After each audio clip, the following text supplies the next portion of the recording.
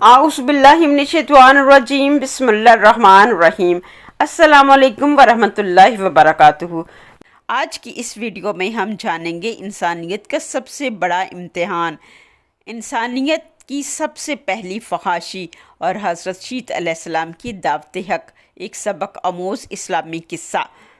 हज़रत आदम अलैहिस्सलाम के बाद इंसानियत का सबसे बड़ा इम्तिहान काबिल और हाबिल के वाक़े से शुरू हुआ। काबिल ने हसद, तकब्बुर और अल्लाह की नाफरमानी की। काबिल की नस्ल ने रफ्ता रफ्ता दुनिया परस्ती, फहाशी, गुनाहों और बेहयाई को फ़रोग़ दिया। यही वो लम्हा था जब इंसानी बुराइयों की बुनियाद पड़ी।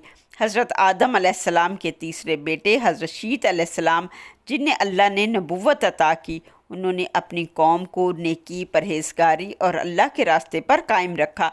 हज़रत शीत अलैहिस्सलाम की कौम पहाड़ों पर आबाद थी। काबिल ने मैदानों में रहकर गुनाहों को आम किया। हज़रत शीत अलैहिस्सलाम ने पहाड़ों पर रहकर दूसरों को बचाने के लिए इस्लाह की कोशिश की, मगर हालात ने एक और बड़ी आजमाइश की तरफ इशारा करना शुरू कर दिया।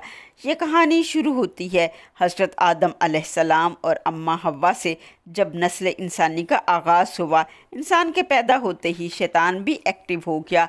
इब्ने कसीर अल-बदाया व नहाया में हज़रत आदम अलैहिस्सलाम की औलाद का तफसीली ज़िक्र मौजूद है। अल-बदाया व नहाया वॉल्यूम 1 पेज नंबर 92 में है।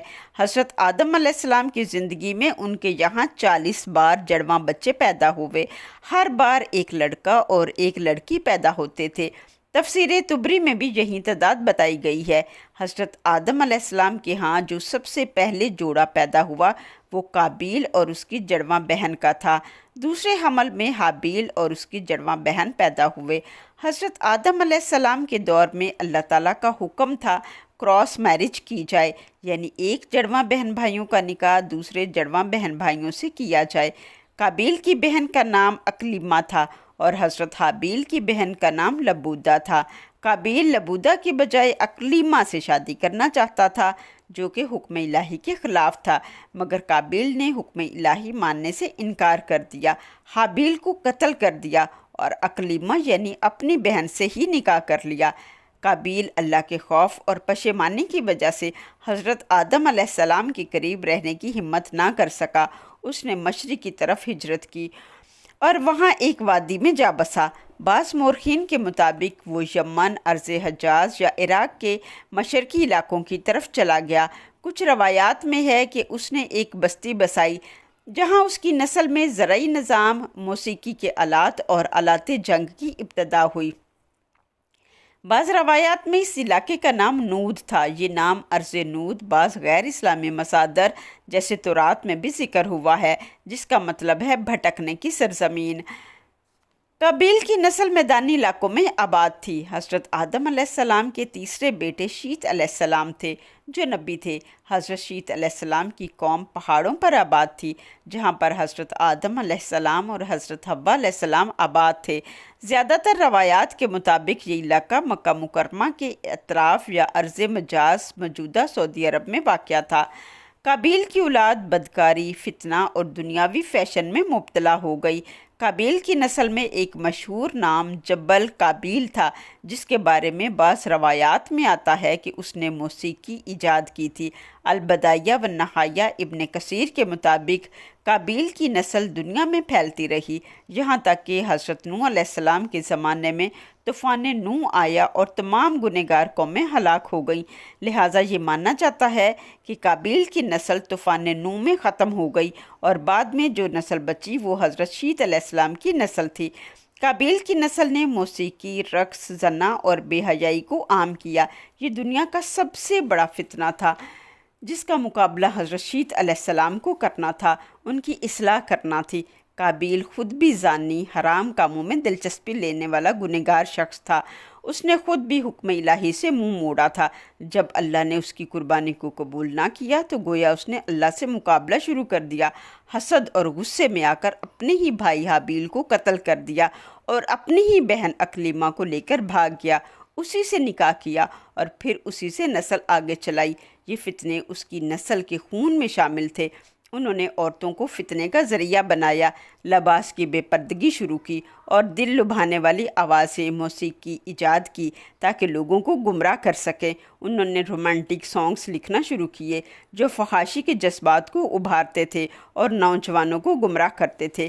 ایک روایت کے مطابق قابیل کی نسل نے پہلی بار آلات موسیقی بنائے، طبلہ، ڈرم، بانسری، ایک تاروں والا ساز بنایا جو بعد میں عرب میں معروف ہوا، ایک نرم لکڑی سے بانس جیسا اوزار بنایا جس کی آواز شہوت پیدا کرتی تھی، اور میک اپ بھی ایجاد کیا۔ عورتیں عریاں لباس پہنتی، بناؤ سنگھار کرتی اور عورتوں کو زینت دے کر مردوں کو بہکایا جاتا۔ قابیل کی قوم نے شراب پینا اور نشے کی حالت میں گناہ کرنا شروع کیا جو بعد میں گناہوں کی جڑ بنا۔ ان کے ہاں خوشی کی محفلیں شراب نوشی اور موسیقی کے بغیر مکمل نہ سمجھی جاتی تھیں۔ انہوں نے دنیا کو اپنا مقصد بنا لیا اور آخرت کو بھلا دیا۔ دولت، زینت، شہوت اور فخر ان کا معیار زندگی بن چکا تھا۔ قابیل کی قوم نے لباس، زیورات، موسیقی اور عورتوں کی زینت سے لوگوں کو اپنی طرف مائل کیا تاکہ ہر کوئی نیکی اور پرہیزگاری سے ہٹ کر نفسانی خواہشات کی پیروی کرے۔ حضرت شیت علیہ السلام کو جب نبوت ملی وہ بہت حساس شخصیت کے مالک تھے۔ وہ چاہتے تھے قابیل کی نسل کی اصلاح کرنا۔ انہوں نے اپنے کچھ لوگوں کو قابیل کی قوم کے پاس نصیحت کے لیے بھیجا مگر کسی نے مبلغ کی بات نہ سنی۔ حضرت آدم علیہ السلام نے اپنی زندگی میں شیت علیہ السلام کو وصیت کی تھی کہ قابیل کی نسل کے ساتھ میل جول نہ رکھنا۔ روایات کے مطابق حضرت شیت علیہ السلام نے اپنی قوم کو پہاڑوں پر آباد رکھا لیکن ساتھ ساتھ تبلیغ کا سلسلہ بھی جاری رکھا۔ حضرت شیت علیہ السلام نے پہاڑوں پر رہ کر اللہ کی عبادت، تعلیم اور دینی تربیت کو جاری رکھا تاکہ نیک لوگوں کی نسل باقی رہے۔ جب قابیل کی قوم سے فتنے کا اندیشہ بڑھا تو حضرت شیت علیہ السلام نے اللہ تعالیٰ سے دعا مانگی، یا اللہ ہمیں ان کے شر سے محفوظ رکھ اور ان کو ہدایت دے۔ حضرت شیت علیہ السلام نے دعوتی پیغام بھی بھیجے۔ بعض روایات کے مطابق حضرت شیت علیہ السلام کے چند نیک پیروکاروں نے نیچے جا کر تبلیغ کی کوشش کی تو قوم نے ان کا انکار کیا اور ان کے ساتھ سختی کی۔ وہ لوگ گاہے بگاہے تبلیغ کرنے جاتے اور واپس آ کر حضرت شیت علیہ السلام کو فتنوں کی خبر دیتے۔ بعض روایات سے یہ بھی معلوم ہوتا ہے کہ مبلغین جب قابیل کی قوم کی اصلاح کے لیے گئے تو کچھ لوگ وہاں جا کر برائیوں میں ملوث ہو گئے۔ البدایہ و نہایہ والیوم 1 میں ابن کثیر لکھتے ہیں، شیت علیہ السلام کی قوم بلندی پر عبادت گزار تھی اور قابیل کی قوم گناہوں میں ڈوبی ہوئی تھی۔ شیت علیہ السلام نے ان سے میل جول روکے رکھا۔ حضرت شیت علیہ السلام کی قوم کے کچھ لوگ میدانی قوم کی طرف گئے اور ان کی دنیا داری سے متاثر ہو گئے۔ یہی فتنہ تھا جس کی تنبیہ حضرت آدم علیہ السلام نے اپنے بیٹے شیت علیہ السلام کو کی تھی۔ حضرت شیت علیہ السلام نے اپنی طرف سے تبلیغ، اصلاح اور احتیاط کا پورا انتظام کیا مگر قابیل کی نسل نے انکار کیا۔ یہی فساد، گناہ اور نافرمانی آگے چل کر حضرت نوح علیہ السلام کے دور میں عروج پر پہنچا جس کا انجام اللہ کے عظیم عذاب طوفان نوح کی صورت میں ظاہر ہوا جس میں قابیل کی پوری گمراہ نسل ختم کر دی گئی۔ یوں اللہ نے نیکی اور بدی کے درمیان فرق کو واضح کر دیا اور انسانیت کو یہ سبق دیا کہ صرف وہی لوگ باقی رہتے ہیں جو تقوی، سچائی اور اللہ کی اطاعت پر قائم رہتے ہیں۔ زیادہ سے زیادہ شیئر کریں، چینل کو سبسکرائب کریں تاکہ علم اور نیکی کی داستان رکنے نہ پائے۔ جزاک اللہ خیر۔